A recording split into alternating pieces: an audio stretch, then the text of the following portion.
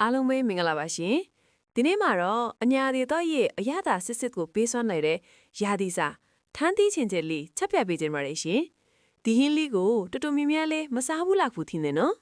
အရင်ဆုံးလိုအပ်တဲ့ပါဝါပစ္စည်းလေးတွေကတော့အဓိကဆက်လက်ဖြစ်တဲ့ထန်းသီးနုနုလေးတွေရဲ့ပြီးတော့မန်ကြီးယူတဲ့နူးစက်သွန်နီနနွေးမုံငရုတ်သီးမုံအရသာအတွက်ပစုံငပ်ပြီးစာ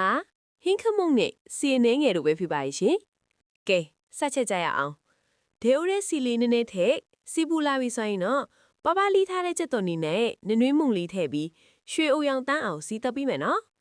စီတက်နဲ့လေးမွေးလာပြီဆိုရင်တော့လှီးထားတဲ့ထန်းသီးနုနုလေးတွေကိုထည့်လိုက်ပါမယ်ပြီးရင်တော့အရသာအတွက်ငရုတ်သီးမုံစာငသီးနဲ့ဟင်းခမုံလေးတွေထည့်ပြီးထန်းသီးလေးအရသာစိတ်ဝင်သွားအောင်တေချာလေးတမအောင်မှွေပေးရပါမယ်ရှင်